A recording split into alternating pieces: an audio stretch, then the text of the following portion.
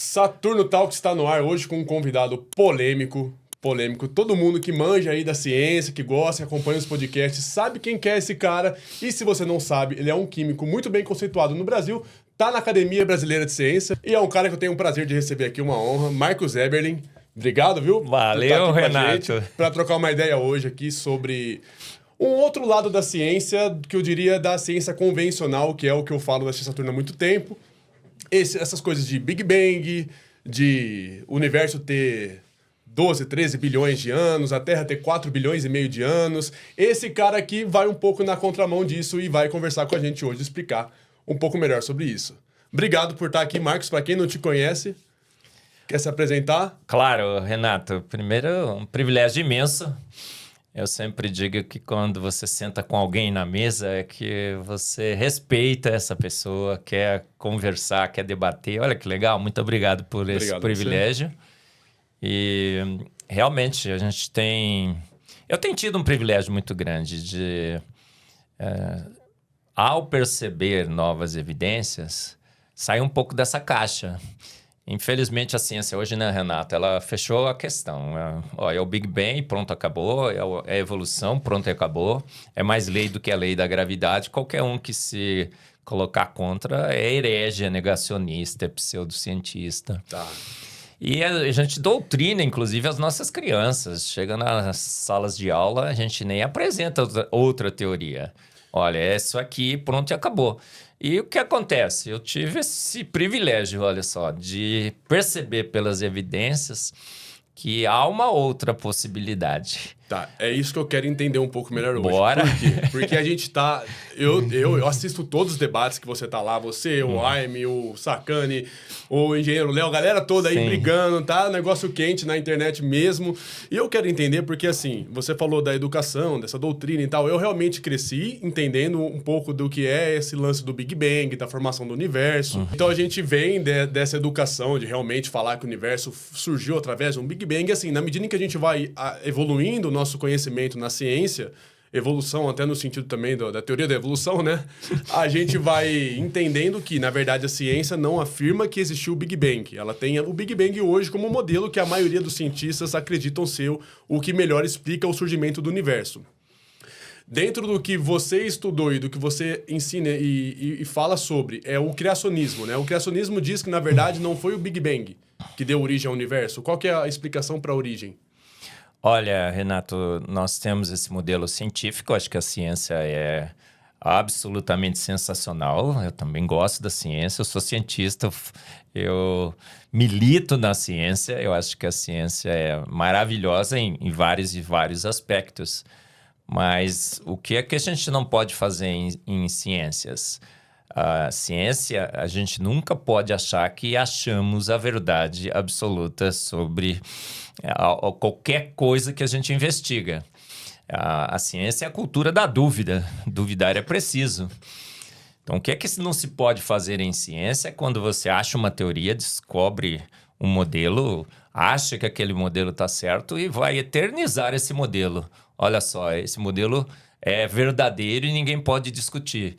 Quando nós tornamos esse modelo indiscutível, a gente transforma o modelo num dogma, numa religião. A gente vai passar a cultuar o Big Bang, passar a cultuar Darwin. Isso que não se pode fazer em ciência. Ciência é uma busca permanente pela verdade. Então, o que acontece em ciências? Claro, olha, naquele momento, as evidências que nós tínhamos indicavam que o universo tinha iniciado há 13,8 bilhões de anos, numa grande explosão.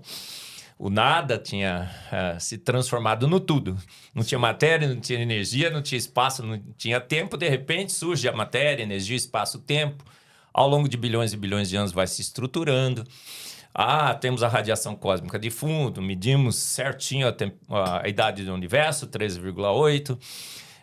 As galáxias foram evoluindo, os elementos foram se formando através da nucleossíntese, os livros de cosmologia foram escritos. Tudo bem, não tem nenhum problema com isso. Meu problema é que, quando chegam novas evidências, a gente tem que reconhecer com essas novas evidências que os nossos modelos faliram. A gente não pode se apegar ao modelo e, mesmo com as novas evidências, dizer, não, esse modelo aqui é absoluto. Olha só o que aconteceu com o Big Bang, Renato. As fotos do James Webb e do Hubble foram um desastre total. Não sobrou pedra sobre pedra para o modelo cosmológico padrão, o Lambda CDM. O universo está prontinho na foto, prontinho. Todas as galáxias já estão lá. Todos os elementos químicos já estão lá. Então, a nucleossíntese, no debate lá, né, o Jaime falou assim, tá vendo esse capítulo aqui do livro de cosmologia, nucleossíntese? Eu falei, risca fora. Isso nunca aconteceu. Todos os elementos já estão desde o início do universo, todos os diferentes elementos da tabela periódica já estão lá. A gente tem os diferentes tipos de galáxias, espirais, elípticas, esféricas, estão todas lá. E ao longo do tempo elas não mudam a composição. Enquanto que a gente só deveria ver lá protogaláxias. Na realidade, nem galáxias deveria ter ainda na profundidade que a foto do James Webb chegou. Então a gente, como cientista, como homens honestos, temos que olhar para o nosso modelo e falar, faliu, gente, completamente. Mas estão fazendo isso? Claro que não. Então, mas assim, ô Marcos, quando eles pegam dados do telescópio espacial James Webb, não sai da certeza absoluta de que o Big Bang existiu, tanto que existem vários astrofísicos que também nem acreditam no Big Bang. Mas aí sobre o que você falou de ter evidências de que provam um outro surgimento do universo, qual seria assim na sua teoria? O universo desde o início está totalmente pronto. Todas as galáxias estão lá, todos os elementos estão lá, os buracos negros estabilizadores de galáxias já estão lá, supermassivos. A gente tem todos os diferentes tipos de estrelas, todas as estrelas já coloridinhas, porque disseram que as cores iam mudando à medida que os elementos químicos fossem mudando. Disseram que precisava confirmar esses dados com espectroscopia, todos os dados já foram confirmados. A gente tem realmente hoje uma ideia muito clara de como o universo foi formado, Renato. O universo não existia, de repente passou a existir. Todo mundo sabe que isso é verdade, porque a segunda lei da entropia, o universo não pode ser eterno. Sim. Ele foi formado. Nas duas fotos, ele está formado, absolutamente pronto e igual do jeito que a gente vê hoje nos céus. O que aconteceu? Um astrofísico da Universidade de Yale, eu sempre mostro nos meus slides, o João Paulo Reis Braga que preparou, eu pedi emprestado para ele, disse assim, o que a gente está vendo nessa foto? O universo passou do nada para um universo totalmente formado num piscar de olhos. Eu, como cientista, sei que é impossível, através de forças naturais, de modelos naturais, você formar um universo pronto num piscar de olhos. O que eu tenho que admitir? Não foram forças naturais, não foram processos naturais. Alguém criou o universo. Não tem como fugir dessa conclusão, Renato. Não tem como fugir dessa conclusão. Eu percebo que muitos cientistas não têm tanta briga com o que seria Deus, mas cada um interpreta de um jeito. O próprio Felipe Jaime mesmo, que debateu com você, vocês discutiram bastante, e ele confessou que ele não é ateu. Ele é agnóstico, ele acredita que Deus seja alguma coisa. Será que não tá tendo essa distoância aí de o que é Deus para um e para outro? Eu não acho, Renato. Tem gente que acha assim, quem deu início ao Big Bang foram as flutuações quânticas. Outro dia, vou mencionar o meu amigo Sacani. Outro dia, o Sacani lá no Igor, no Flow, perguntou assim, olha só, o que existia? O Igor perguntando pro Sacani, o que existia antes do Big Bang? Ele falou, não existia nada, absolutamente nada. Não existia matéria, não existia espaço, nem existia tempo, nem energia. Aí o Igor perguntou para ele, mas então o que detonou o Big Bang? Ele falou, então, foram flutuações quânticas que agiram sobre uma matéria sobre alta energia. Peraí, não tinha nada. Agora, para ele apelar para as flutuações quânticas, ele teve que colocar uma energia sobre uma matéria sobre alta energia, que é o vácuo quântico, onde as flutuações quânticas poderiam agir. Então, veja bem, como que a gente está preso, arraigado a processos naturais que a gente não quer largar. olha, se não tinha nada e eu vou ter que apelar para flutuações quânticas, eu criei algo do nada, o vácuo quântico. Olha só, então, o que acontece? Não há como, Renato, não tem como escapar. Eu sou cientista, milito na ciência, eu sei que os modelos naturais, as forças naturais não poderiam formar um universo do nada. Pronto. Não tem equações. O Felipe me pergunta equações. Eu falo, cara, eu tenho uma foto. Não tem como eu explicar por equações o universo que se formou instantaneamente através de equações, de matemática, física, forças. Então, alguma coisa sobrenatural formou o universo, formou a vida. Com forças que nós desconhecemos. Agora, o que acontece com a ciência? Ela detesta essa hipótese. Os argumentos são infantis, os argumentos são de terraplanistas, não é? Exato. Então, assim, a gente tem que admitir que foi uma força sobrenatural. Do outro lado, você está falando assim, não, eles não querem qualquer tipo de ser, algo que não seja matéria, energia, matéria, espaço e tempo. Por que o Jaime só me pergunta, cadê as equações? Mas, ô Marcos, porque a ciência ele acha não é justamente que eu terei isso? que dar uma explicação obrigatoriamente naturalista, com forças, com equações. Mas e eu a falo ciência assim, não não é a posso. gente não definir e duvidar e tentar entender, por exemplo, aqui Claro. há um ponto onde não há uma explicação. Porque, vamos lá, o que dá origem à flutuação quântica para o Sacani? Você sabe dizer isso? O vácuo quântico, mas não vácuo tem vácuo quântico. quântico antes do Big Bang. Então, ele a mesmo ciência falou, não é- olha, não tem nada. Mas até Igor. onde a ciência não explica, não é o papel da ciência investigar isso e Claro. não dar uma definição a isso? É claro que o que eu uso nas minhas argumentações? Princípios e metodologias científicas. Então, Olha por só. mais que ele não tenha uma explicação de como isso possa ter surgido, é ciência existir essa incógnita. Claro que não. É assim, Renato, não há processos físicos naturais conhecidos que possam ter formado o universo imediatamente do nada, concorda? Concordo. O universo existe, não existe? Existe. Ele foi criado imediatamente, não foi? Então, nós temos que admitir que há algo além de matéria, energia, espaço e tempo. Essa é uma conclusão lógica, racional, não é questão de fé. Alguma coisa fora do tempo, toda poderosa e imaterial, criou o universo. Mas Esse então- algo está fora da matéria. Não vamos mais poder explicar tudo com energia. Não é que eu não sei, que eu vou esperar uma explicação. Eu já sei que foi alguma coisa fora da matéria. Eu acredito que a gente não tem a compreensão, não tem a capacidade suficiente de entender como que o universo... Isso é uma crença minha, tá? Que a gente Sim. tem a capacidade de entender como surgiu o universo. Eu acho que a gente vai chegando num ponto onde a gente consegue se ancorar pela matemática, pela física e pela química, até onde nós conhecemos, que a gente chega num ponto onde, aqui surgiu algo. Eu acho que isso cai também um pouco naquele ponto do tempo das cavernas, onde conseguiram fazer fogo. Não sabiam explicação para isso. Viam um meteoro no céu, Sim. não sabiam explicação Sim. para isso. Concordo. E isso poderia ter surgido do nada. Poderia Concordo. facilmente um homem das cavernas olhar para o céu, Claro. ver o meteoro e dizer, simplesmente Sim, apareceu. Isso não existia. Renato, eu acho que 100%. Eu acho 100%. Não acha que pode ser semelhante a isso que está acontecendo hoje? Eu A gente tem um concordo. limite da nossa compreensão que dali em diante há quem briga por uma explicação e há quem briga pela dúvida. Renato, concordo plenamente com você. A ciência é um buscar de conhecimento constante e a gente tem que estar sempre prontos a reavaliar as nossas teorias e os nossos conhecimentos e as nossas conclusões atuais. Mas estamos aqui e agora percebendo que algo fora da matéria criou o universo e a vida. Se daqui a 30, 40, 50 anos surgir um modelo naturalista que explique, tudo bem, não tem nenhum problema com isso. Mas a gente tem que ser honestos o suficiente para dizer com o que nós conhecemos hoje, o que nós sabemos hoje, não há como se explicar o universo se formando pronto, com todos os elementos, as galáxias todas prontas lá, com processos naturais. Foi algo sobrenatural. Daqui a 20, 30, 40 anos, pode ser que surja outro modelo, não tem nenhum problema com isso. Mas é a ciência é assim, se você não tem explicação, vai para casa. Quando você tiver, você volta. Nós temos uma explicação. Por que a gente não quer se render a ela? Porque a gente não gosta dessa explicação. Renato, Mas como você diria que Deus colocou aquilo ali? Deus colocou a matéria como?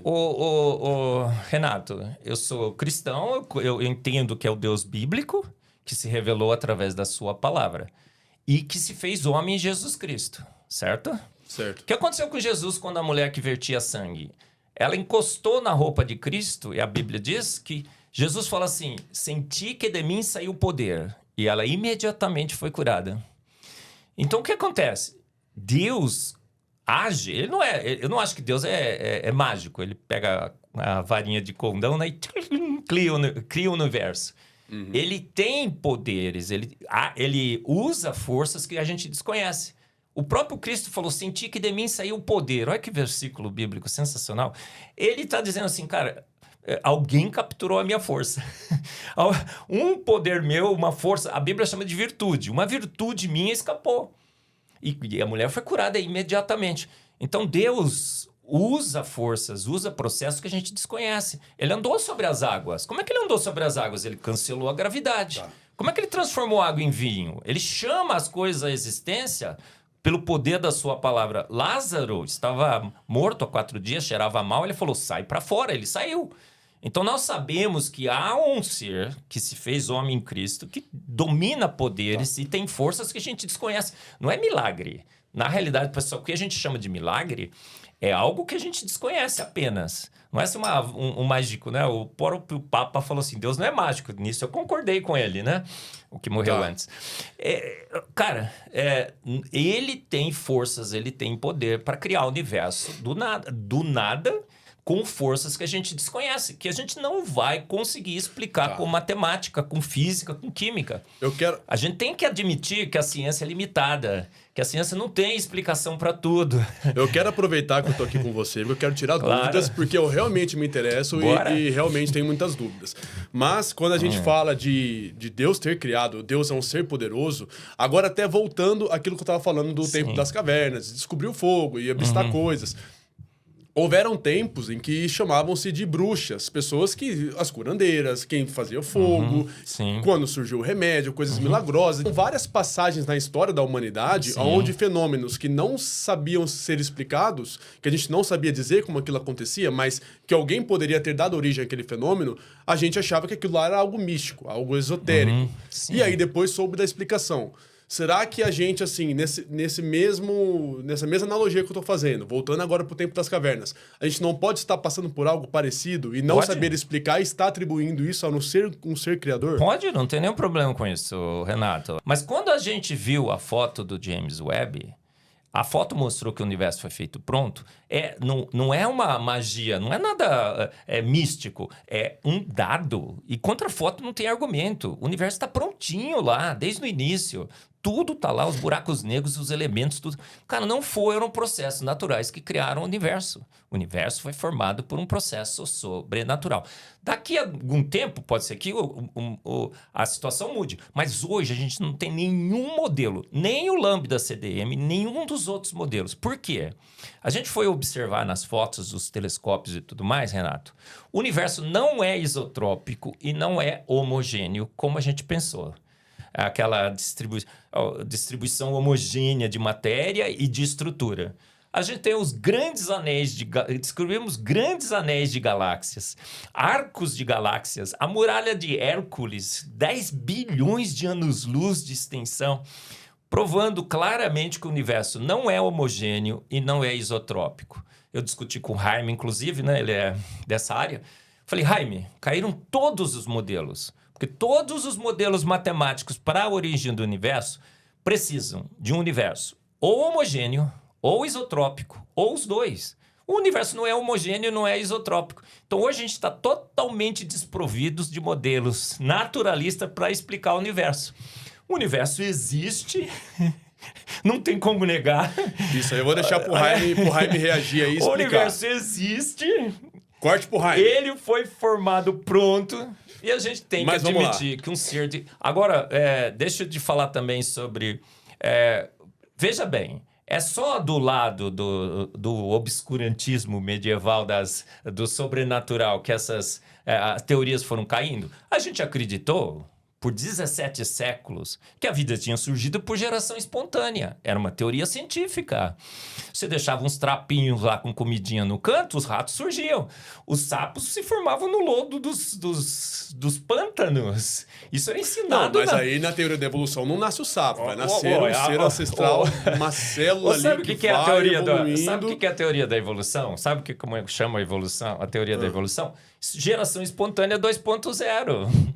Ô, Renato, pensa Não, mas bem. aí isso é porque cai no... A única Peraí, coisa, a gente vai ter que sair a única sair coisa depois. que mudou, a única coisa que mudou na evolução, pois tudo é que agora, como refutou essa ideia de que o sapinho nasce no pântano e que trapinho nasce rato, o que eles fizeram? Vamos jogar essa geração lá para o passado distante, onde a gente não vai poder mais acessar com a ciência.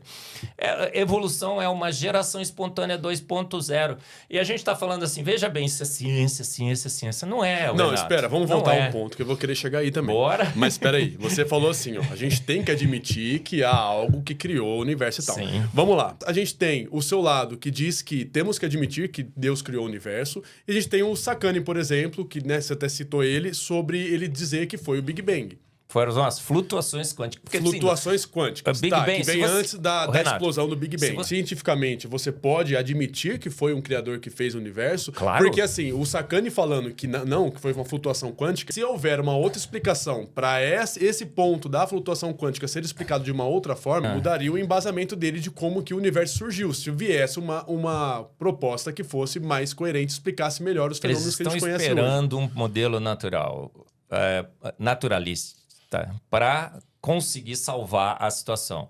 Renato, o Lambda CDM caiu, todos os outros modelos que o Jaime citou lá, que eu disse que ele tirou lá do passado, né? Então, mas tudo bem, Caí. Caíram, aí eles estão sem modelo, certo? Naturalista. O que tudo indica? Um ser sobrenatural formou. O que eles fizeram? Eles se renderam a essa conclusão científica, é óbvio que é. Mas cientificamente não é proibido ter certeza? Eles não têm assim, eles têm uma teoria. Essa teoria não foi a melhor possível. É proibido essa teoria foi quebrada, então você No descarta debate lá, o cara falou assim, não, eu tenho certeza. Eu falou, tô vendo que você tá cheio de certeza. É o Dunning-Kruger, né? Feito Dunning-Kruger. Quando você não sabe, você tem certeza que você sabe, né? Ninguém tem certeza em ciência. A ciência é cultura da dúvida, Renato. Eu não tenho certeza. Eu estou dizendo que hoje a melhor inferência é que foi feito por um ser. Eu não tô dizendo que eu estou certo. Se eu falar que tô certo, você vai pegar aquele seu vídeo e falar assim, pô... É que você falou, temos que admitir. Não, ninguém... Então, assim... Os que têm certeza são os que não sabem. Os poucos que têm pouca sabedoria. Todo mundo que tem certeza tem pouca sabedoria. Então você imagina que possa ter sido Deus que criou o universo, mas também tem a dúvida. Melhor inferência... Claro, cientificamente... A melhor inferência hoje é que um ser sobrenatural, todo-poderoso, imaterial, temporal... e fora da matéria, fora do tempo e todo-poderoso criou o universo. Tá. Então, mas isso ainda assim é uma dúvida sua. Você não pode ter certeza que foi Deus. Pela ciência, não. Como gente, eu sou criacionista. Como gente, eu entendo que é o Deus bíblico. Como gente, eu entendo que a Bíblia é digna de toda confiança. Toda a palavra de Deus foi inspirada por Deus e é útil para o ensino. Eu aprendi na EBD da minha igreja que Deus fez tudo pronto há 6.000 anos em 6 dias pelo poder único e exclusivo da sua palavra. E você acha que como gente, eu estou muito feliz porque a ciência está confirmando. Agora, como cientista, eu sei que eu não posso ter certeza. Tá. Quem tem certeza é ignorante. Os ignorantes têm certeza, certo? A gente não pode ter certeza. A ciência é a cultura da dúvida. Toda teoria que se coloca tem que estar pronta a ser refutada. A gente sabe que todas as teorias da ciência são provisórias. Por isso que eu não posso publicar um livro A Ciência é Fato, como a Academia Brasileira de Ciências acaba de publicar. Um absurdo, isso é totalmente anticientífico. Nada é fato. Teorias provisórias que estão sujeitas. Você falou, lá na Idade Média, se tinha alguma ideia tal de que os raios eram os deuses. Foi refutado, claro. Ciência busca pelo conhecimento. Eu quero saber. Se foi Deus, e daí? Foi ele, pronto, acabou. Eu tenho que ser honesto o suficiente para chegar para a população que paga meu salário, inclusive como cientista, e falar, cara... Faliu. Não é só matéria, energia, espaço e tempo. Flutuações quânticas não podem ter sido as flutuações quânticas. Foi um ser. Olha, desculpa aí, eu sou ateu, sou naturalista, mas, foi um ser, tá? Minha tese ateísta foi refutada. É isso que a gente não está conseguindo fazer hoje. Por que está tão acalorado esse debate?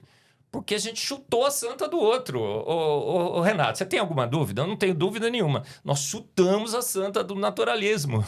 A santa Cara, mas é estranho porque, assim, ambos os lados têm muita certeza do Não tenho certeza. Desculpa. Ó, eu tenho certeza que o modelo lambda... Eu não vou lambda... cair nesse debate aí, porque eu não sou astrofísico. Quero deixar pra galera reagir Bora, aí gente. com seus argumentos. Renato, é assim... O modelo lambda CDM fez água total. Eles não conseguiram... 3 anos, não tem um único artigo tentando reformular o modelo. Consertar.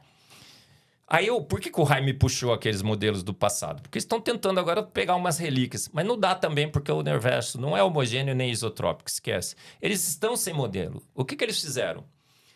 Eles deveriam fazer o quê? Cara, não temos modelo naturalista, o universo existe, ele está pronto. Parece que processos além dos processos naturais formaram talvez um ser. Qual é o melhor candidato para esse ser? Tem gente que acha que foram os ETs, uma força etérea. O melhor candidato de longe, Renato, é o Deus bíblico. E como que é o Deus bíblico? Está em todos os lugares, ele é onipresente, ele é onipotente. Não é que ele possa fazer tudo, mas ele tem todo o poder. É muito diferente aquela história que ele não pode criar uma pedra que ele mesmo não pode levantar. Obviamente que não. Tem coisas que Deus não pode fazer. Por exemplo, Deus pode contar ele pode medir um universo infinito? Não, se é infinito... Se o universo é infinito, ele poderia medi-lo? Não. Claro, o infinito claro que não. O infinito não dá para medir o infinito. E em Isaías ele diz que ele mediu o universo com a palma das suas mãos. Então o universo é finito. Olha só. Então esse Deus, atemporal e tudo mais, chega um momento em que ele diz assim, reúne-se a Trindade e ele fala assim, façamos o homem à nossa imagem e semelhança. Você quer ver Deus? Olha para o seu lado. Olha, fomos feitos... Mas como que ele mede com a palma da mão se ele não tem uma forma? É obviamente uma figura de linguagem para dizer que tem uma métrica que conseguiu... Ele sabe. A Bíblia também diz que as estrelas são incontáveis, mas Deus as conta todas e as chama pelo seu nome. O que a gente foi, com o exercício da ciência avançando? Cada vez que se aponta com o seu telescópio para o céu, você encontra mais e mais estrelas. Quantas estrelas nós temos no universo hoje, Renato? Me diga. Trilhões e trilhões e trilhões. Cada vez que a gente estuda, esse número aumenta mais. E a gente hoje sabe que elas são, de fato, para os homens, incontáveis. Não vai ter como contar. São 20, hoje, já são mais de 20 trilhões de galáxias. Cada galáxia com 100 a 200 bilhões de estrelas. Tá vendo? É esse Deus. Mas você falou que aí na Bíblia tem figuras de linguagem, como a gente acabou de dar de exemplo aí, que contou o universo com a palma da mão. Sim. Até onde será que essa figura de linguagem aí não causa briga de interpretações que, por exemplo, terra plana. Terra plana diz que na Bíblia fala que tem um domo que protege a terra, tem água em cima e água embaixo, que tem a camada das estrelas que são os luminosos. Claro. Então, essa interpretação da Bíblia de que a Terra é plana. Então, ali, esses argumentos que os terraplanistas usam para interpretar que a Terra é plana, eles são figuras de linguagem que não podem ser consideradas ao pé da letra e a Terra não é plana segundo a Bíblia. Eu fiz uma live com o reverendo Augustus Nicodemos, não sei se você conhece, é um craque, é um apologeta assim, de primeiríssima linha, conhece hebraico, grego, aramaico, estuda a Bíblia, estuda filosofia e teologia. E a gente foi discutir. A Bíblia defende uma terra plana? Absolutamente não. O que é o movimento do terraplanismo? Desculpa aí todos os terraplanistas. Eu digo que eu respeito mais os terraplanistas do que os evolucionistas, né? Tá?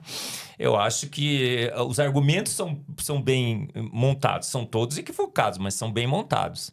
Então, gente, estuda bem que você vai perceber que a Terra é bem redondinha. E o que eles fizeram? Como é que surgiu o movimento? Você sabe?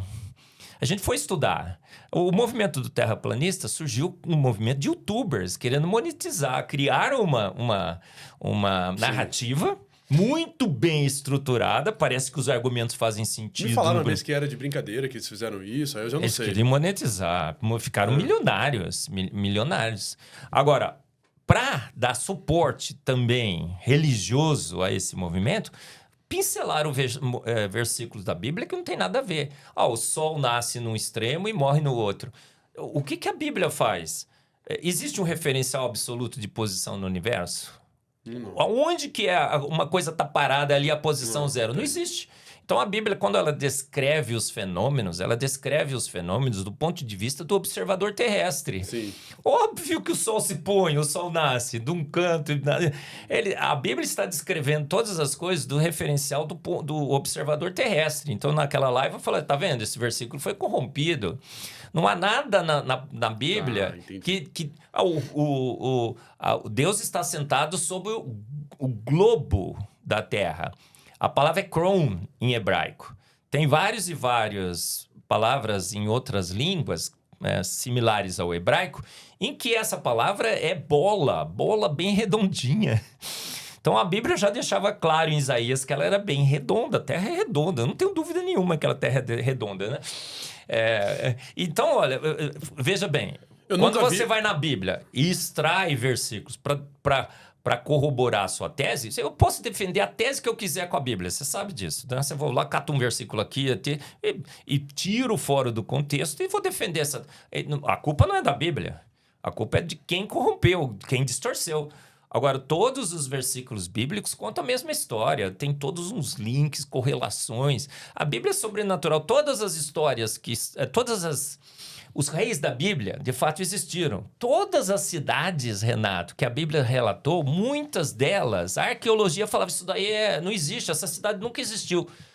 Dado após dado, espectro após espectro, investigação após investigação, todas as cidades que a Bíblia relatava apareceram na arqueologia. Mas, Eberlin, você acha que esses terraplanistas, esses que estão mais famosos na internet aí, Super Xandão, essa galera, você acha que eles não assumem que a Terra não seja plana, baseado nisso que você está falando, que pelo que você está dizendo, então tá nítido na Bíblia ali que realmente a Terra não diz que a Terra é plana. Você acha que eles não voltam atrás por, sei lá, por... não sei. Não sei se é ego a palavra certa, mas por essa vaidade de não parecer que tava com uma teoria muito bizarra. Você acredita que realmente a Bíblia diz que a Terra é redonda? Sim. Que é uma falha de interpretação desses terraplanistas. Falha de interpretação. Xandão, né? Meu amigo, gosto muito do Xandão, né? Eu não vou poder entrar na cabeça do Xandão, achar o que ele está achando. Isso o que as pessoas acham é difícil de fora interpretar. Eu seria desonesto se eu falar, eu acho que ele faz isso. Eu acho, assim, que o que aconteceu com o movimento do terraplanismo? Os argumentos foram muito bem elaborados, os versículos foram muito bem pincelados fora do contexto. Alguém que fez aquilo sabia o que estava fazendo e fez muito bem feito. Os argumentos são equivocados. Os versículos bíblicos não sustentam uma terra plana, nem a física que eles apresentam. Mas foi muito bem estruturado. Então, assim, eu acho que, às vezes, quando você não entende muito bem aprofundadamente da física e nem da Bíblia, você pode se deixar enganar. Então, eu não vou falar, cara, olha só, que ignorância ser um terraplanista. Eu acho que até no caso do Super Xandão, ele não só se pauta na Bíblia e nos experimentos que ele fala que a galera faz, mas cai também naquele ponto da NASA estar manipulando a galera e tal. Então, sim. acho que vai... Não, eu acho que o Xandão, vamos mandar uma mensagem para ele, pode? Manda. Xandão, estuda bem a palavra de Deus, estuda mais física e tudo mais, você vai perceber que os argumentos são equivocados, a Terra é bem redonda, tá? Mas eu não vou desqualificar o Xandão, nem os terraplanistas, tá? Mas eu acho que os argumentos, como o rapaz lá fez comigo outro dia, olha, seus argumentos são piores do que os terraplanistas. Eu acho que os argumentos são bons, são bem elaborados, bom e bem equivocados totalmente. E quando você... Por exemplo, quem sabe física com a profundidade suficiente para rebater? Pouquíssimos no mundo. Então, isso correu pelo mundo porque é uma física complexa e é uma interpretação complexa da palavra de Deus. Então, vamos lá, para eles se defenderem agora. Como você diria para o terraplanista que a Terra não é plana? Baseado na Bíblia aí. Pode ter várias explicações, fotos, mas Renato, tem fotos. A foto eles falam que é manipulada. Mas, não dá, né? Quanta foto não é argumento, né? Tem vídeo, tem foto. A Bíblia fala que é um globo. Não tem como. A física Você acredita que o ser humano foi para a Lua? Você quer me derrubar, né, Renato? Eu acho que ele foi. Eu só não tenho certeza absoluta, mas eu acho que ele foi. Tá. Agora, certeza absoluta. Você tem certeza absoluta que o homem pisou na Lua? Fala, Renato. Eu Certeza absoluta não, porque não foi eu que fui. Claro, então... Não sou eu que fui, mas eu acredito que sim. Eu acho que a gente tem muito poucas certezas nesse mundo, não temos? Pouca certeza. Então a gente tem que tomar cuidado quando a gente diz que alguma coisa é certa. A evolução é fato. Que não pode falar um negócio desse. Achismos, então. Você acha que o ser humano vai para Marte? Pode ser que chegue lá, mas você acha que ele sobrevive em Marte? Não, atualmente não. Tá, vou citar um versículo bíblico, posso? Pode, claro. A Bíblia diz, os céus são os céus do Senhor. A terra, ele nos deu de presente. Os céus são os céus do Senhor. A terra, ele nos deu de presente. Tem uns salmos que diz que Deus fez a terra para ser habitada.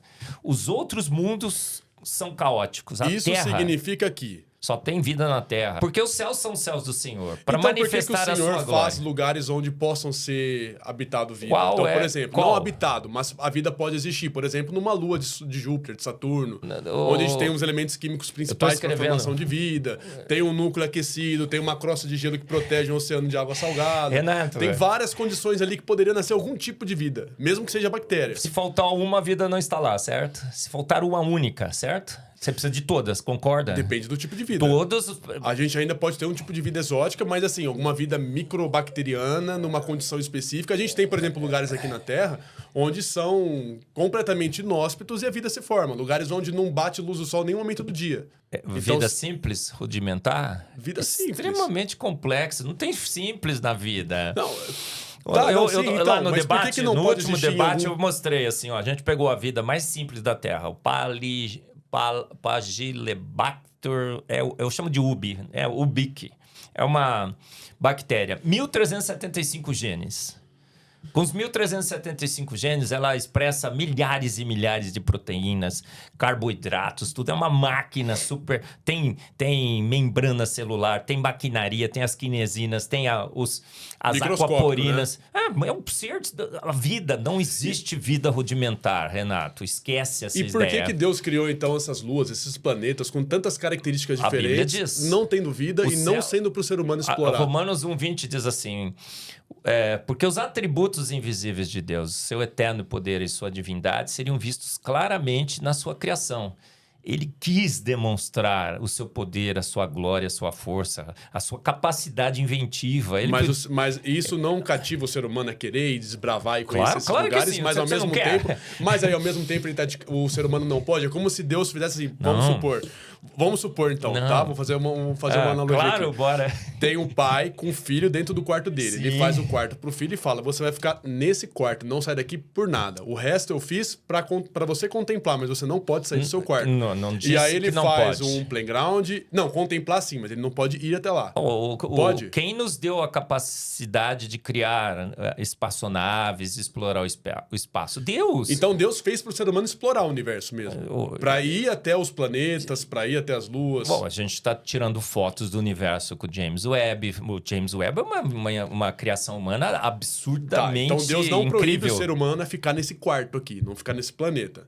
Ele fez só tá o universo... dizendo o seguinte, não mude para Marte, que você vai se lascar lá. Mas se ele fez Marte para o ser humano ir até Marte, teoricamente, porque ele dá a capacidade de desenvolver a nave. Ele fez o planeta. Ele deixou numa distância que a gente consiga ir. Talvez não seja o desafio que ele quer que a gente tente executar, chegar até lá. Por que queremos ir para Marte, você sabe? Porque teoricamente é para proteger a espécie humana, para a gente poder ter um lugar um pouco mais distante no Sol, para, no caso, quando o Sol começar a inflar e virar uma supergigante vermelha, a gente poder ir para lá. A Bíblia diz que Deus cuida de nós, Deus cuida da Terra e ele mantém a sua criação. Mas na verdade eu acho que Deus que o ser humano quer ir para Marte não é nem por questão de necessidade, é aquele instinto explorador mesmo. Voltar para o novo mundo, na época onde não sabia o que existia além do oceano, as pessoas navegavam para descobrir. O que acontece com Marte? Nós temos uma atmosfera extremamente rarefeita lá, você sabe. Sim. Praticamente só CO2 nessa extrema. O solo é extremamente pobre. Outro dia plantaram tomate lá, né? Naquele filme. O cara comeu o tomate e sobreviveu. Não pode. O tomate Sabe como que você pode plantar tomate em Marte? Foi batata, não foi? Tomate e batata, Tomate, eu lembro do tomate, porque eu até menciono no meu livro sobre o experimento do tomate. Aí a cientista falou assim, dá para plantar tomate em Marte se a gente levar o solo da Terra para lá.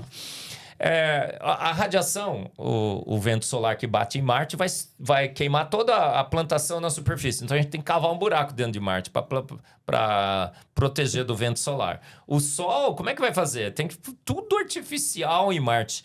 Então, eu digo que a única forma de você tornar Marte habitável é levando a Terra para lá. Mas se Deus deu a capacidade de a gente entender isso, saber que essa é a única condição de poder habitar Marte, Ele deu para nós o conhecimento de construir uma nave, de construir uma estufa em Marte, Ele permitiu que a gente consiga mandar uma sonda para lá e estudar lá. Sim. Será que não é dos planos de Deus fazer com que a gente vá para Marte?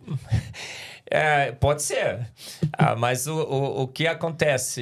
Ele diz, olha, os céus são os céus do Senhor, a terra Ele nos deu de presente. É melhor a gente cuidar da terra, não é? Muito melhor. Mas nós conseguimos ir para a Lua e voltar. Sim, ótimo, não tem nenhum problema com a... Não houve um castigo aí. Tipo assim, muito legal. Lua, teoricamente, a Lua é dele. Então ele fez, é do Senhor. A Terra é de vocês. Mas o ser humano mesmo assim foi contra a vontade dele até a Lua e voltou. Mas não houve um castigo ou algo que assim, não, aí não pode. Da onde você tirou esse castigo? Não, porque se não pode... Não é que não pode. Eu falei, os céus são os céus do Senhor. A terra Ele nos deu de presente. O que o versículo diz? A terra Ele prepara... Então é um ato divino ir para outro planeta. Quantas condições únicas a terra tem? Milhões. Milhões! Milhões! A gente tem uma atmosfera perfeita, nitrogênio e oxigênio, pitadas de CO2, as plantas adoram gás carbônico. Mas quando fala que o ser humano veio para a Terra para se igualar ao Senhor, para buscar... Imagem e semelhança de Deus. Então, o fato do céu ser do Senhor, talvez não seja então esse o objetivo, a gente alcançar o céu, alcançar os planetas, estrelas. Renato, acho que vai ser muito legal. A gente vai visitar todos os planetas, todas as galáxias, na glória. A Bíblia diz também que Jesus, quando esteve aqui, falou assim, vou preparar-vos lugar. Ele diz também que andaremos com ele nas ruas de ouro da Jerusalém celestial. Temos toda uma eternidade pela frente. Imagina, o que é que nós vamos fazer nessa eternidade? Eu brinco nas minhas palestras. Se Deus organizar uma excursão para cada uma das estrelas do universo por dia, a gente vai ter 600 sextilhões de dias só para visitar as estrelas. E você acredita que todas essas estrelas, habitando planetas, nenhuma delas tem vida? Não acredito. É uma conclusão racional de lógica. Posso fazer uma claro. discussão de lógica? Renato, suponha que a vida na Terra foi formada por processos naturais. Concorda? Sim. Pela química que tem aqui na Terra. A gente sabe que os elementos que tem no universo são os elementos que nós conhecemos aqui. Por isso que é muito difícil você imaginar outro tipo de vida, né? Sim. Apesar de você falar, não, pode ser outro tipo de vida. A vida deve ter sido baseada tem que ser baseada em carbono. É muito difícil a gente imaginar outro átomo. E em água, é muito difícil imaginar outro líquido. Porque a gente conhece os elementos químicos, a tabela periódica está muito bem definida. Então, se a vida surgiu aqui na Terra, deve ter... E se foi por processo natural, tem bilhões e bilhões de outros planetas, não tem? Sim. Então, qual era o pressuposto? Então, formou, sim. Vida, deve ter vida em outros planetas. Por probabilidade, Por probabilidade, concordo. Se tem vida em outros planetas, Carl Sagan calculou que teria 100 milhões de civilizações só na Via Láctea. Temos 20 trilhões de galáxias. Então, põe 100 milhões vezes 20 trilhões. O que vai acontecer com essas civilizações? Elas devem estar em níveis de evolução diferentes, concorda? Probabilisticamente, a gente tem que assumir. Tem civilizações menos evoluídas que a gente e civilizações mais evoluídas que a gente, concorda? Sim. Obviamente, essas civilizações, como todo ser humano, eles devem estar ardentemente desejosos de conhecer o resto do universo. Um universo maravilhoso, magnífico mas aí desse. Pela tamanho do universo também torna isso aí bem difícil. Mas calma, peraí. Aí o que vai acontecer? O paradoxo de Fermi, você conhece? Sim. Ele disse assim, que se tem provavelmente tanto... tem, mas não temos contato. Aí a única forma que a gente pode... Fala assim, não, porque é muito longe, não dá para viajar, mas eles desenvolveram tecnologia. Tem tecnologia muito mais avançada. A gente não está falando de tecnologia que daqui a alguns séculos ou décadas vai fazer com que a gente viaje por buracos negros, caminho, negócio de minhoca lá e tudo mais. Pode ser que eles tenham desenvolvido uma tecnologia para viajar pelo universo. Por que eles não chegaram aqui? Então, a melhor inferência é que a gente está sozinho no universo. Mas a gente pode não ser interessante para nada, eles podem facilmente ter estudado o que é o planeta, viu aqui que a gente é um outra monte de possibilidade. Estou falando o que é mais nada. provável. Eu não estou dizendo que é certeza. O que é mais provável, Renato? É que se existissem milhões e milhões e milhões de civilizações, o mais provável é que eles já tivessem chegado aqui. Fermi disse isso. Porque... Por que não? Tem um condomínio de casa do lado do meu. Eu nunca bati na porta de ninguém. E nem tem interesse nisso. É uma alternativa. Agora, se eu sou mais evoluído, tenho tecnologia para poder observar dentro da casa dessas pessoas, aí eu posso escolher em qual casa eu vou querer conhecer. É uma possibilidade. Estou dizendo, o que eu acho que é mais provável é que eles já tivessem chegado aqui. Nunca chegaram. Tem um livro que diz probabilidade zero. Por que estamos sozinhos no universo? Não é ninguém do design inteligente, nem criacionista. Mesmo que eles tenham tecnologia para isso. Ainda assim, de alguma forma, um custo para isso eles vão ter e tempo. Ó, você tem que crer que existe que esse chegar cara. até aqui pra você quê? tem alguma evidência? Não, você tem que crer que esse cara existe lá, certo? Com certeza. Eu acho que eu tô mais alicerçado no aqui e agora das evidências. Eu nunca vi ninguém. Então podemos concluir que Marcos Eberlin concorda com Sérgio Sacani. Estão juntos nessa. Nessa nós estamos, Sérgio, com certeza. Ele também não crê em ET, né? Não, ele acha que é só na Terra. Pô, eu acho assim. Se surgir um ET, eu não tenho nenhum problema com isso, tá? Tá. É uma coisa que eu ia te perguntar. Você tem algum problema? Mas não o fato muda de em existir nada. vida fora da Terra não muda a sua concepção de Deus. Claro que não. Continua sendo a mesma coisa. Apesar da Bíblia dizer que nós somos a noiva de Cristo. Aí eu brinco, né? Noiva só tem uma, né, Renato? Então pode ser que, né? Tudo bem. Mas eu não vejo problema nenhum. Por exemplo, os adventistas acham que tem várias e várias outras civilizações ao redor do mundo, do universo. Tem algum problema com isso? Não tem problema nenhum. Eu só acho que se alguém me perguntar, se tiver uns quadradinhos, né? Questão de múltipla escolha, eu vou clicar no quadradinho. Estamos sozinhos no universo. Tá bom. Tá bom? Entendi. Agora eu quero saber dos dinossauros. Olha aí, dinossauro vegano, né? Tiranossauro Rex foi vegano? Vamos voltar um pouquinho primeiro. Quando surgiram os dinossauros? Na criação. Que foi há quanto tempo? Há 6.000 anos. 6.000 anos. Olha, Renato, a nossa mente está tão fixada em bilhões e bilhões de anos que toda vez que a gente cita 6.000 anos, cara, o herege. 6.000 anos é a Terra ou o universo? O universo. Então significa que o ser humano entrou quando nessa história aí? Até os criacionistas, alguns chegam para mim e falam assim, professor, não cita 6.000 anos, porque soa muito herege mesmo. Sabe por que soa muito herege? Por que soa muito herege?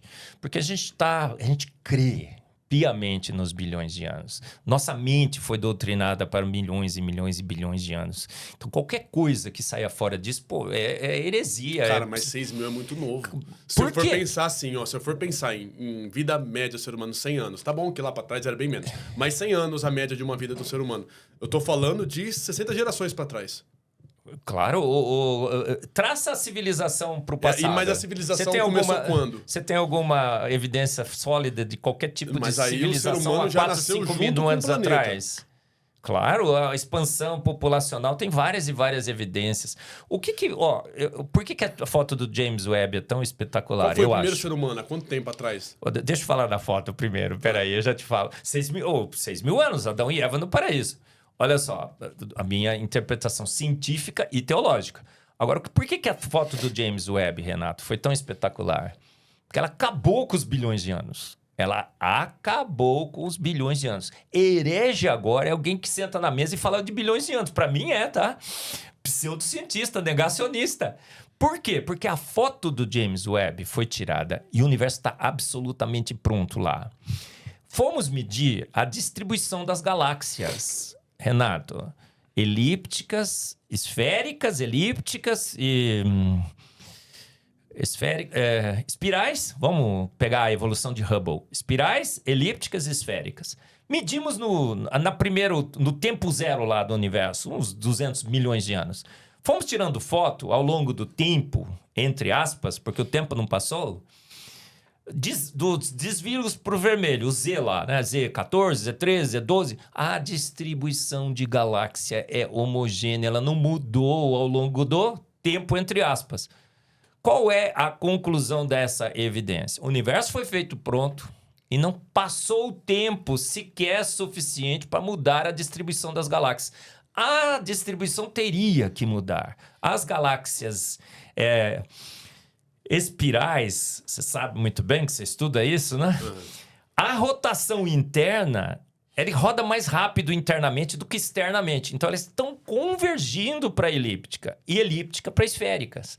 Se o tempo tivesse passado, a gente deveria ver uma distribuição diferente de galáxias. O que isso mostra? O universo foi feito pronto e ele não teve tempo de envelhecer. Esse tempo foi há 6 mil anos. Peraí, não cheguei nos 6 mil ainda. O tempo foi tão curto que não deu sinais de envelhecimento. A foto do início é igual à foto aqui. Esse tempo, se passou, foi muito curto. Como é que eu chego em 6 mil anos? Porque tem outras evidências. Olha, a Eva mitocondrial, todo mundo veio da mesma mulher que habitou na Terra há 6 mil anos. O cromossomo Y, o Adão Y, a gente veio do mesmo homem que habitou a Terra há 6 mil anos. A gente está acumulando mutações deletérias, Renato. Cara, assim, por que eu estou assim, exultante? Porque heresia agora é defender bilhões de anos, Renato. Não, então vamos lá, vamos desses 6 mil anos. Mas deixa eu falar sobre os 6 mil anos o Projeto Genoma, ENCODE. Fomos lá e sequenciamos o nosso DNA, certo? Certo. Foi uma grande bênção para quem defende os 6 mil anos por criacionismo. Por quê? Porque agora a gente pode fazer sequenciamento de genoma de um monte de humanos rapidamente. Poucas horas. Completo o sequenciamento. Começamos a sequenciar o DNA mitocondrial. Encontramos a Eva mitocondrial. Eva, por que chamou de Eva? Porque bate exatamente com o relato bíblico, 6 mil anos. Fomos lá, achamos o Adão Y. Por que chamou de Adão? Você acha que foi uma mera...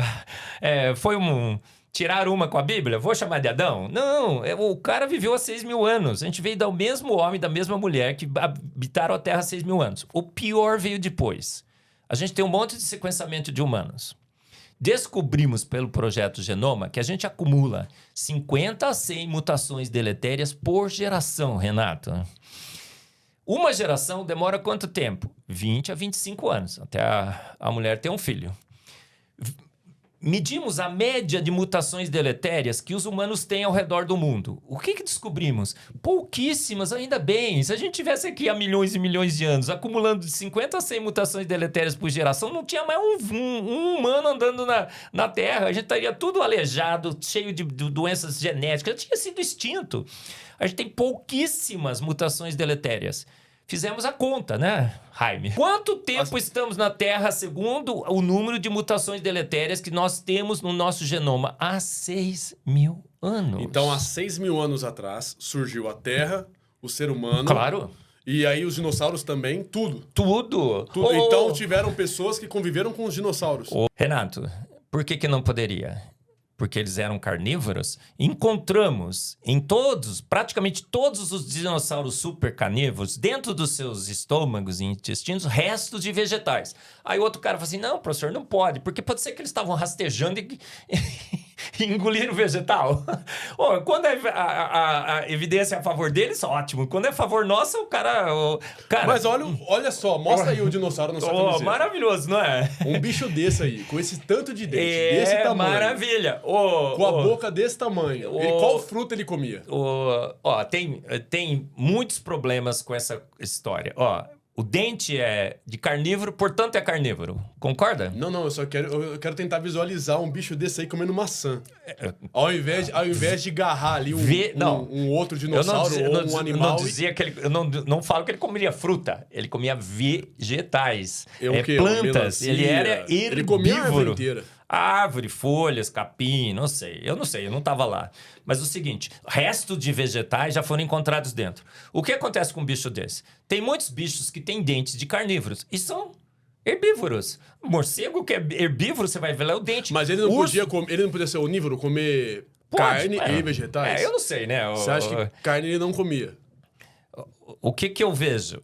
Eu vejo pelo relato bíblico que todos nós antes éramos herbívoros e nos tornamos carnívoros. Mas o que é esse resto de vegetal que encontrou nele? Se é um material orgânico e com o tempo vegetal. Isso aí se decompôs? Mas esses foram extintos há muito pouco tempo, 6 mil anos. Encontramos... Quanto tempo eles foram extintos? Renato, a prova tem um monte de coisa muito legal. Prova definitiva, eu não gosto de falar de prova porque a gente não tem certeza, mas uma evidência extremamente forte de que os dinossauros foram extintos há poucos anos, alguns milhares de anos, não milhões, veio com o tecido mole do dinossauro. Renato, olha só como a gente está nadando de braçada em evidência. A gente tá, viu, gente? Infelizmente tá. Por que o outro lado tá tão bravo, tão querendo pegar a gente? Porque a gente tem muita evidência. Fomos no debate científico do século, a gente mostrou. A gente foi pegar um osso de T-Rex. Cortamos o osso de T-Rex. T-Rex teriam sido extintos há 60 milhões de anos, certo? Deveria estar tudo mineralizado. Qualquer material orgânico deveria estar decomposto, porque tem os raios cósmicos que batem na Terra. É pouco, mas 60 milhões de anos teria destruído qualquer tipo de matéria orgânica. Qualquer tipo de matéria orgânica deveria estar tudo mineralizado. Fomos cortar os ossos de T-Rex, tinha tecido mole, elástico e plástico, colágeno. A gente mostrou no debate científico do século, tem uns filminhos, tem um monte de artigo científico, tem um monte de evidência. Cortamos tudo quanto é osso. Mas então qual que é a idade que eles foram extintos? Poucos anos atrás. Milhares, não milhões. A gente não sabe exatamente o período. Eu fiz um vídeo que até 1600 depois de Cristo tem muitos relatos na Terra de dinossauros. Cronologia assim, zero. 1600 dilúvio. Então, há 3.600 anos atrás, mais ou menos, foi quando foram extintos os dinossauros. Você pega Cristo, que é 2000, mais uns 1.600. Eu fiz uma investigação, fiz uma palestra, tem no meu canal no YouTube. Tem muitos relatos. Historiadores. O Marco Polo chegou na China, falou, cara, tem um bicho aqui, é assim, assim, assim, assim, assim. Ele vai descrevendo, que ele chama de serpente. Hoje a gente olha aquela descrição extremamente detalhada de Marco Polo, ele viu um dinossauro. Aí o cara fala assim, Marco Polo é um louco, não sei o quê. Eles tiram uma da minha cara com o Marco... Mas o Marco Polo pode ser o que quiser, pode ser louco, mas a descrição bate exatamente com um dinossauro. Jó 40:15 da Bíblia. Deus olha para Jó, Renato, e fala assim, contempla o bimote. Olha só, cauda como do cedro, uma árvore imensa lá na Judéia. Ele interrompe o curso do Rio Jordão. E ele vai descrevendo, olha, é um pescoço longo, a cauda longa, tudo. A descrição de Jó 40:15, quando o escritor bíblico foi traduzir, ele não sabia que bicho que era. Aí ele colocou lá hipopótamo, elefante. Mas não bate com o elefante. O rabinho do elefante é curtinho. Mas não pode ter sido um animal que hoje não existe mais? Igual, existem vários. Na época dos dinossauros existia o dodô, existiam pássaros, vários bichos aí que não existem Renato, mais. Aí o que aconteceu? Quando a tradução foi feita do hebraico para o inglês, português, eu não sabia que bicho que era.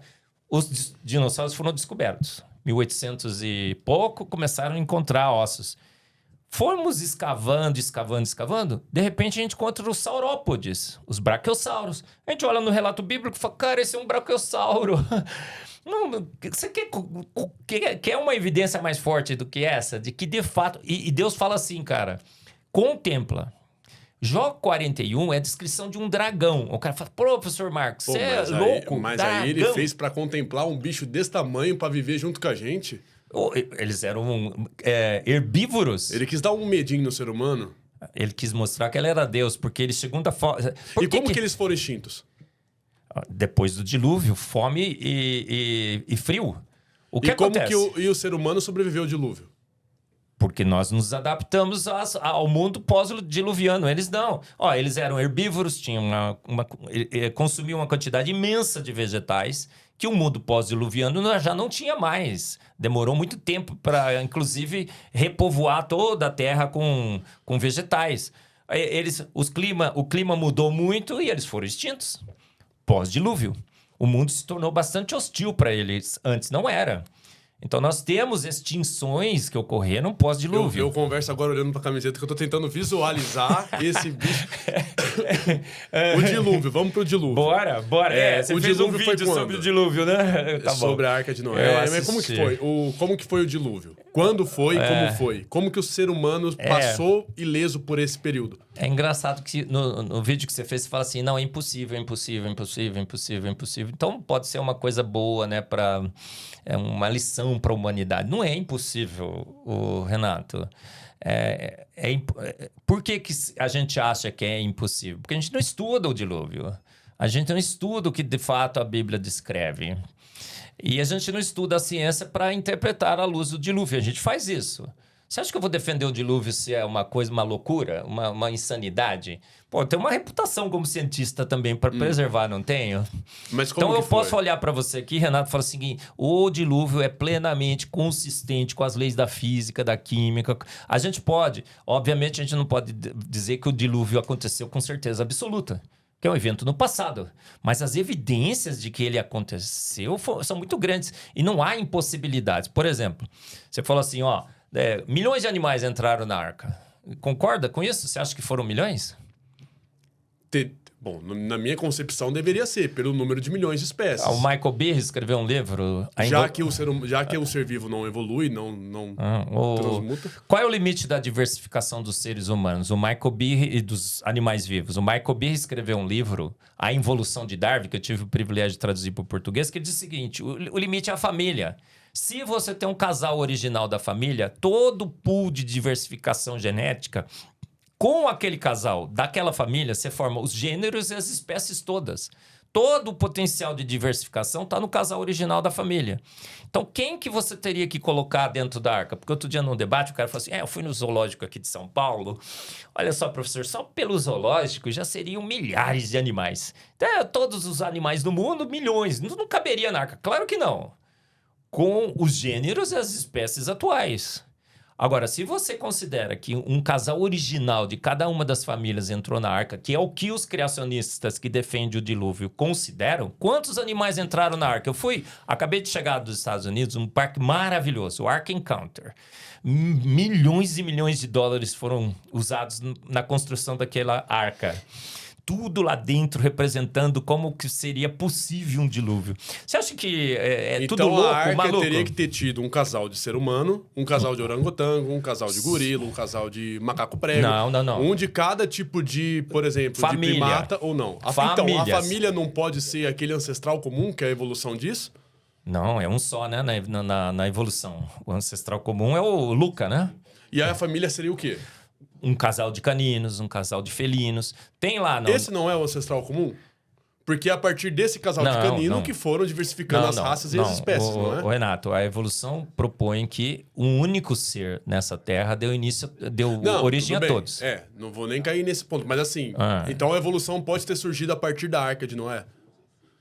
A partir do momento que ele colocou um casal de canino, dali houve a evolução. Eu vou dizer evolução, não é no sentido de evoluir, mas no sentido de diversificar a espécie. Claro, isso ninguém nega. Nós não somos fixistas. Obviamente, a partir de um casal de uma única família, com todos os mecanismos de diversificação que já estão embutidos no nosso DNA, o splicing alternativo, o overlapping genético, a epigenética, um casal original da mesma família pode dar origem a todos os integrantes em gêneros e espécies. O Michael Behe mostrou isso, ele é um bioquímico. Falou, cara, se você tiver um casal original da família, com todo o potencial de diversificação que está já no nosso genoma, eu consigo todos os gêneros e todas as espécies. E aí cai na teoria da adaptação, então.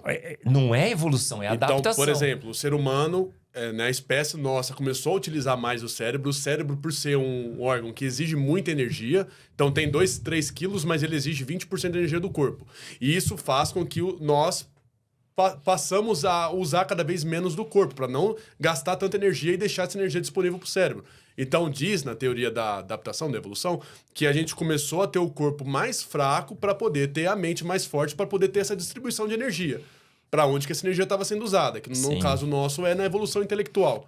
Então a gente passou a ter braços mais fracos, ser em relação aos gorilas, por exemplo, a gente é bem mais fraco. Mas a gente se adaptou desse familiar aí da arca. Não, entrou um casal de humanos, entrou um casal de chimpanzé, entrou um casal de gorila e um de orangotango. A gente faz as contas, 6.735 animais que entraram na arca. Agora, o homem sempre foi homem, chimpanzé sempre foi chimpanzé. Esquece essa história que a gente evoluiu de um ancestral símio comum. Mas vai dar mais de 6.000 espécies. Se for pegar todas... 6.735, tem a conta bonitinha, tem vários livros, posso mandar para você. Eu fiz um vídeo lá na Arca, mostrei tudo bonitinho, as contas. Você acha que a gente é parente de chimpanzés? Parentes evolutivos? Do chimpanzé, não. Do bonomo? Outro dia o cara falou assim, bonomo, o mais próximo da gente. Não, eu acho que um ancestral comum, sim.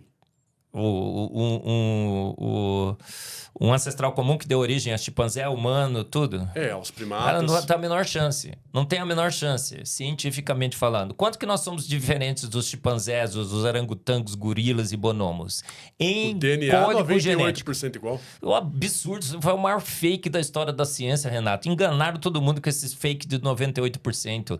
A gente é 33% diferente no código genético, no genoma. Quando foram fazer a comparação, tiraram 43% do genoma fora da comparação. Fizeram com o BLAST. O BLAST não é programa de comparação, é forçação de semelhança. Eles ficaram tentando alinhar as coisas. E anunciaram para o mundo que a gente é só 1%. Tem um artigo publicado na Science, está falando do mito da semelhança entre chimpanzé e humano. É um mito. Hoje fomos avaliar, eu estudo isso, é genética. Vou falar da proteômica daqui a pouco. A gente é quase 33% diferente no genoma, dá 1 bilhão de pares de bases. O proteoma dos chimpanzés, eu fiz uma comparação, a gente publicou já num congresso, vai publicar o artigo final. Nós somos quase 80% diferente em proteínas. Nosso cérebro é 4 vezes maior, a gente é 2 vezes mais alto. A fala e o raciocínio do ser humano são regiões neuronais. Região de Broca e Wernicke, uma que controla a fala e outra que controla o entendimento da fala. Chimpanzé transpira pelo pelo, a gente transpira pela pele. O chimpanzé nunca vai falar, nunca vai... a gente chora, o chimpanzé não chora. A gente sorri, o chimpanzé não sorri. Nunca se fez um transplante de órgão de chimpanzé para humano. Fizeram de porco, né? Você soube o resultado? Deu ruim, né? Não, eles não anunciaram. Só anunciaram que fizeram um transplante. Mas não anunciaram o que aconteceu depois. Você sabe o que aconteceu? Não, deu um problema lá no cara. O cara morreu. O cara morreu. Não, mas anunciou isso aí. Mas foi sim Tem um vídeo que eu fiz falando sobre isso aí, eu até coloquei mas lá o que aconteceu? Nocautearam todo o sistema imunológico do sujeito. Mas eles pegaram um cara que tava fazendo um... Como que chama? Esqueci o nome do tratamento. Mas era um cara que já tinha vários problemas de saúde já. Ele era diabético, ele fazia recuperação de órgãos ali. Mas não deu certo. Era um cara que já tava assim... É o rim, né? eu esqueci o nome. Hemodiálise. Ele fazia hemodiálise, ele era diabético, ele já tinha uma condição de saúde bem ruim. A gente é mais parecido com porco do que chimpanzé, você sabe, né? Até no genoma e no proteoma. Mas não deu certo. Por quê? Porque homem é homem, chimpanzé é chimpanzé, porco é porco. Não vai dar. A gente nunca fez um transplante. Se a gente é 99%, porque falaram 99%, 1%, depois já aumentaram um pouquinho para 2%. 99% parecido com os chimpanzés, a gente devia ter feito já um transplante de algum órgão de chimpanzé para humano ou de humano para chimpanzé. Não consegue. Nós somos totalmente diferentes. Até que eu brinco, descansa em paz, Renato. O chimpa não é teu mano. Não é teu parente, cara. E o negócio do lobo lá, o lobo terrível? Sim, o que acontece? Somos feitos à imagem e semelhança de um grande Deus, não somos?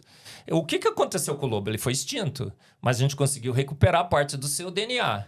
E a gente está fazendo desextinção do lobo, não completamente. Estão fazendo a desextinção dos mamutes. Estão tentando fazer... E dos dinossauros, vão fazer também? Dinossauro encontraram fragmentos. Você acha que um dia vai ter um dinossauro de volta? Como é que pode, após 60 milhões de anos, me diga, você encontrar fragmentos de DNA de dinossauro? Eu gostei da sua teoria aí, porque se tiver então intacta o DNA dos dinossauros, eles vão voltar a existir. Sabe por que não dá para fazer a desextinção de dinossauros? Porque para o mamute tem tem alimento, aí o dinossauro precisaria. A fêmea, o elefante, né? A elefoa lá, né? A elefanta, como que é o feminino de elefante? Para o dinossauro, não tem uma fêmea de um animal que vive hoje compatível. Não tem nada parecido em termos de répteis. Por isso que está muito problemático para você tentar desextinguir os dinossauros. Mas não pode reviver a fêmea? Mas aí você teria que... Aonde você vai reviver? Você tem que reviver, alguém tem que parir. Uma fêmea tem que parir aquele bicho.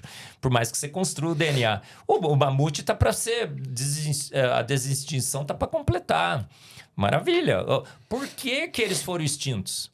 Toda vez que você começa a se diversificar, é o livro do Michael Behe, A Involução de Darwin. A gente está evoluindo na Terra, não está evoluindo. Está acumulando mutações deletérias, a gente está ficando menos inteligente, a gente está ficando menores, a gente era maior. Tem alguma dúvida que a gente está evoluindo? Eu não tenho. É geração nova aí, não tem dúvidas. Não tenho. Eu dou aulas também, né? Gente, e o que acontece? Nós temos toda uma diversificação que vai sacando do pool genético. Toda vez que a gente se diversifica, a gente se torna menos apto a diversificar, porque a gente sacou do pool genético. Vai diversificando, as espécies começam a se afastar, nem cruzam mais. Então, a diversificação é ruim, não é bom diversificar. O selvagem é sempre melhor que o adaptado. O lobo selvagem não é muito melhor que os cães de raça que a gente tem dentro de casa? Eu tenho um lobinho lá, um Lulu da Pomerama. Outro dia eu tava procurando uma fêmea para ele. Falei assim, lobinho, vou te casar. O cara não achava. As fêmeas todas são castradas, porque se engravidar, o útero é pequeno demais. Não aguenta. Olha, não achei uma fêmea. O lobinho não pude... O lobinho tá na sede lá. Tá até hoje procurando. Tá virgem até hoje. Fez até um Facebook pra ele ali, não achou nada ainda. A gente fez o Facebook. Entrei naquele site de namoro de cachorro, sabe? Pus isso. lá o lobinho bonitinho. Ele é lindinho. O lobinho é um gato, você precisa ver. Não arrumei uma namorada pro lobinho. Ele não tá nem trocando ideia com ninguém. Agora já tá velhinho demais. Já desistimos. Por quê? Porque você se diversifica. O lobinho. Não tem como. A diversificação, ela leva à extinção. É um caminho em direção à extinção. Porque quando você vai para o extremo, você não consegue diversificar mais. Vem uma nova condição, você não tem pool genético, você é extinto. Então, a gente não está evoluindo. Nem a microevolução aconteceu. A gente está involuindo. É o Marcos que crê nesse negócio? Não, eu estudo isso. A gente é genética, é biologia, é bioquímica. Que a gente, estuda esse assunto há mais de 20 anos, que eu estou no debate, que eu estou estudando, estou lendo. Uma tese louca que eu venho aqui defender perante o Renato e vou passar vergonha? Claro que não, né, Renato? A gente estuda, a gente tem uma... Eu não estou dizendo que eu estou certo. O que eu acho que tem que acontecer é que o outro lado tem que reconhecer que do outro lado também tem ciência. Que também tem argumentos. E que a gente tem que sentar na mesa e respeitar os argumentos. Não fica falar assim, seu argumento é infantil, estou jogando xadrez com pombas, não sei por que eu estou aqui sentado, certo?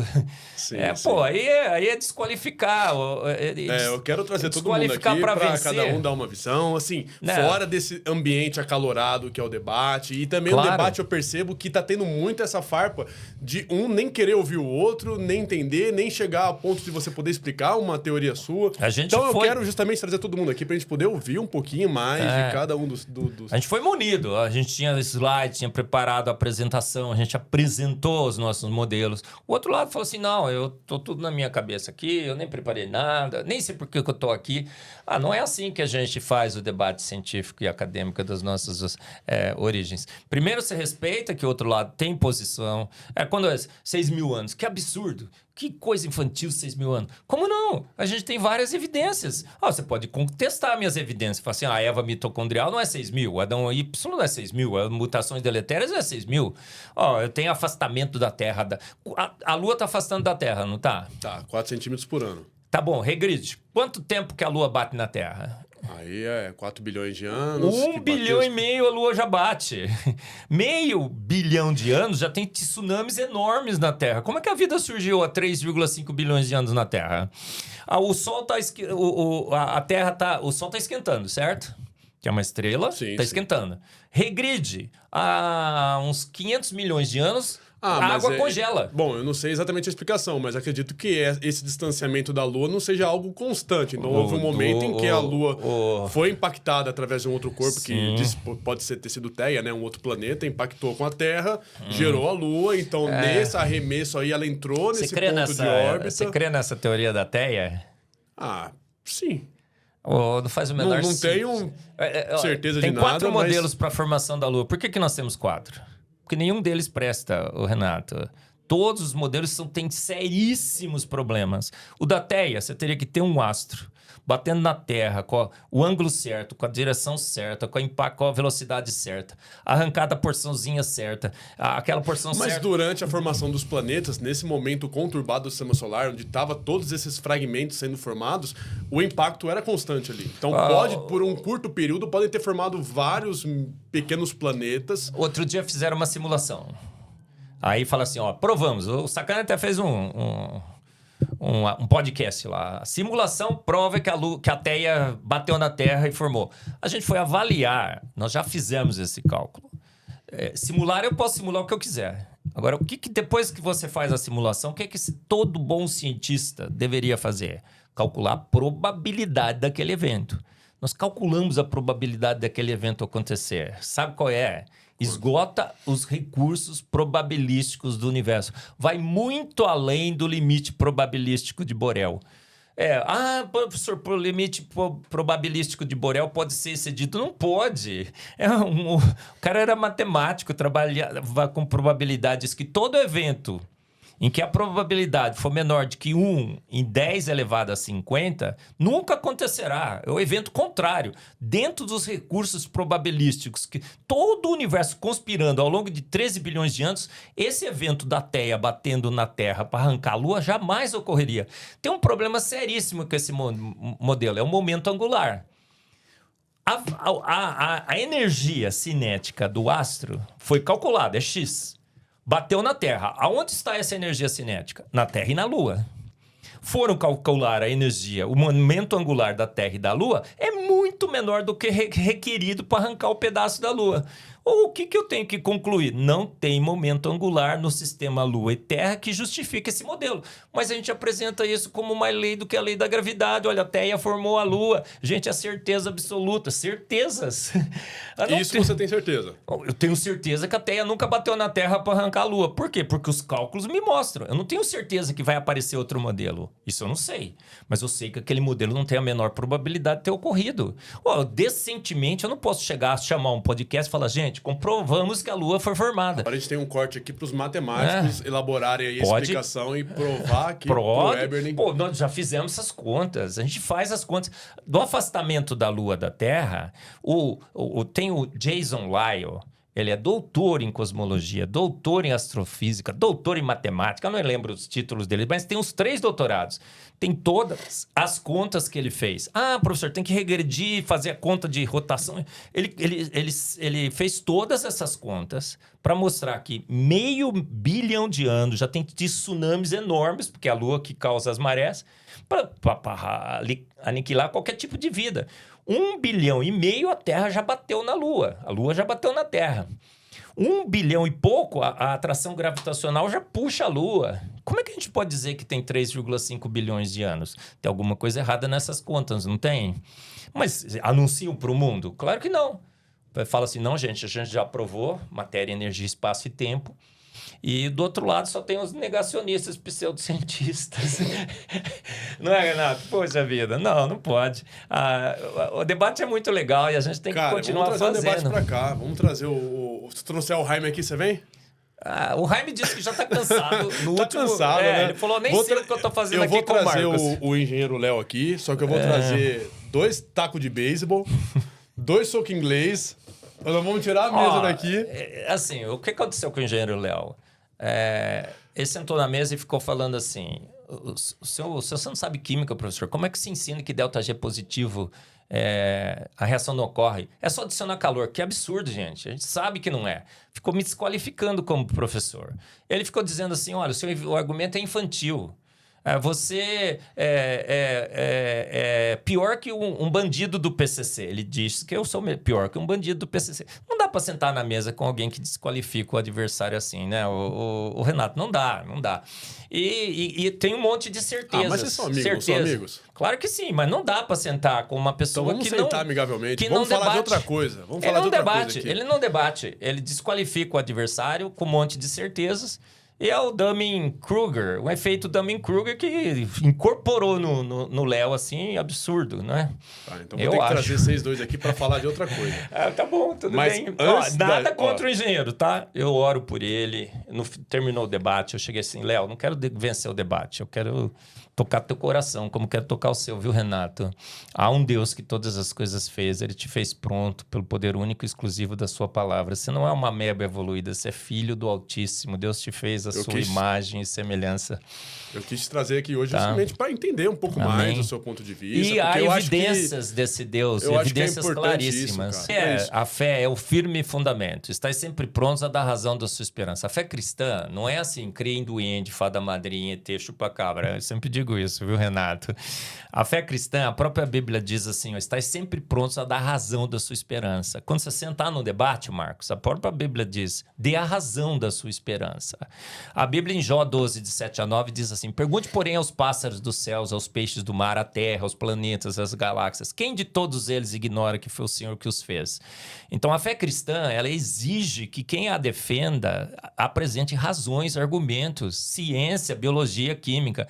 É isso que eu procuro fazer. Eu não defendo uma fé pela fé, não é fideísmo. Eu não creio em ET, chupa-cabra, ET, né? O Sacane também não. Você crê em ET, Renato? Não, na Terra jamais. Eu creio, eu não creio na realidade. Eu tento basear a minha esperança em razões. É assim que a gente tem que fazer. A fé cristã é diferente. Nós cremos num Deus que se fez homem em Jesus Cristo. Renato, esteve entre nós, ressuscitou e pediu que todos os seus discípulos morressem mortes terríveis, testificando que ele ressuscitou. E todos eles fizeram isso. Ninguém morre por uma mentira. Então parece que ele ressuscitou mesmo. É um Deus que fez os milagres, andou sobre as águas, ressuscitou Lázaro, para que a gente entendesse que ele era Deus. Eu não creio em Zeus.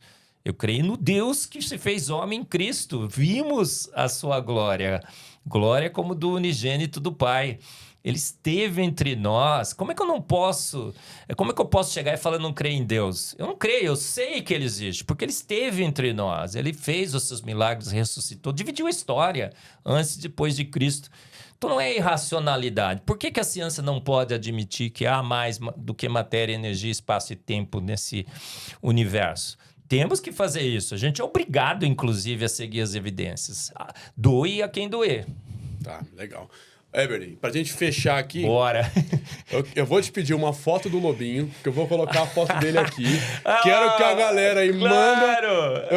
Eu quero candidatas pra namorar com o Lobinho. Ué, o Lobinho é o cachorrinho mais lindo do mundo. Se arrumar candidata pra ele, vamos botar o Lobinho pra namorar. A Nina tá lá em casa e ela vai mandar uma foto. Eberlin falou que não encontrou até hoje uma cachorrinha pro Lobinho. O Lobinho é terrível.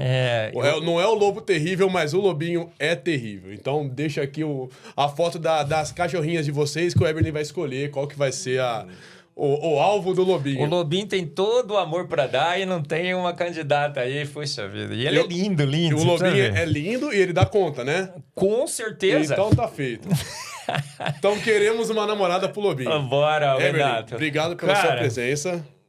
Deixa eu ver. Olha aquela outra mão. Tá igual o chinês lá, né? Aquele meme lá do... Valeu, cara. Olha, meu parceiro, obrigado por ter vindo. Deixa eu só agradecer mais uma vez, Renato. Não é fácil chamar um pseudocientista, um negacionista, para sentar na tua mesa. Eu sei disso, tá? Tem gente que diz que você não pode dar palco para maluco. Já ouviu isso daí? Mas você foi homem bravo o suficiente para me chamar aqui. Não, que isso. E esse privilégio, que você me deu, eu quero retribuir com honras. A Bíblia diz a quem honras.